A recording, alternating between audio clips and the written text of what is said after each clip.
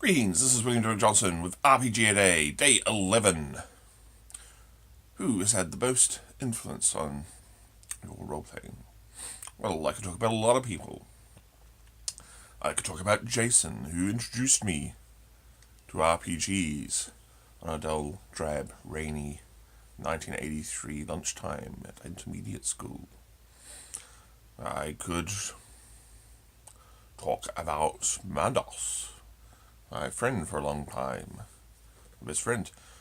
We lived in the same flat together for many years. We basically fed off each other and developed our particular styles of role playing off each other.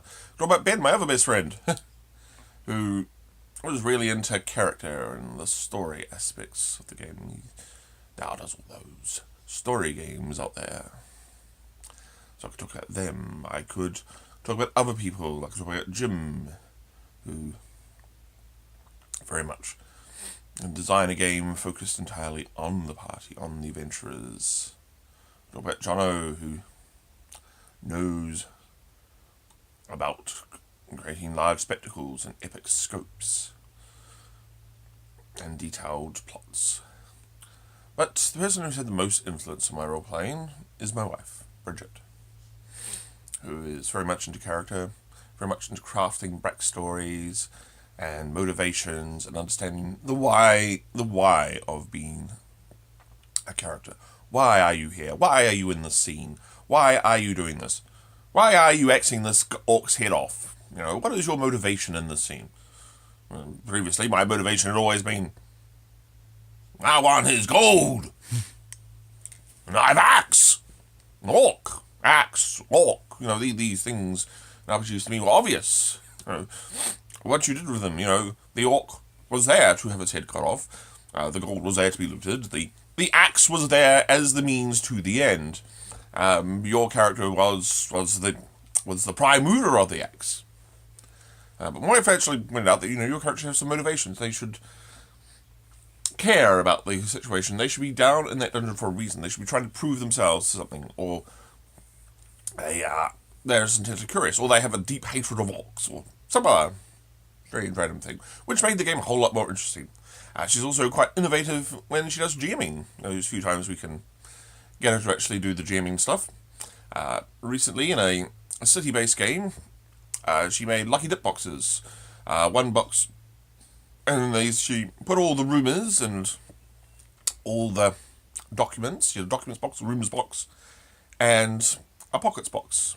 So if you picked a pocket, and pretty much everyone in the party was a thief, because it was advertised as a thieves game for thieves and ne'er-do-wells. And if you picked a pocket, you'd reach into if you made your roll, you'd reach into the dip box and pull out a piece of paper, and then you'd read it, and you'd say what you got.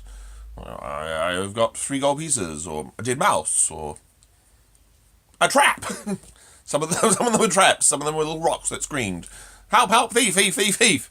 And one poor bastard found all of those. She said she only put 3 in, but I think other people were putting them back in afterwards, because poor bugger got them 4 times in a row. That was hilarious. That was funny too. But yeah, and the other ones were the rumours box. So everyone was up to someone and said, "Do you know anything?" And if they were convincing and they did their roles and role played well, then you got to leap into the rumours box and you would get told a random rumour. And you didn't have to, and since they were supposed to not go back into the box except for the screamy rock trap, which everyone seemed to love so much, it sort of was better than a D100 table, because you'd never get the same one twice, and eventually you would sift through all the rumours. You would sift through all the documents that was available in the place.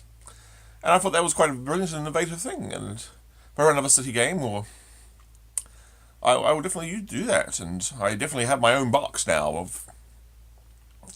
of pocket pickings. And every time I think of something, you can put it in. You don't have to redo a table. You don't have to rejigger it. You just go, oh, here's a new thing. I write it down. I put it in the box, and now it's there and available to be sampled, to come out. So I thought that was a brilliant innovation. And so, my wife's come up with things like that over the years. And so that's why I think Bridget is the best the best and most major influence on my role playing and GMing and playing. Thank you.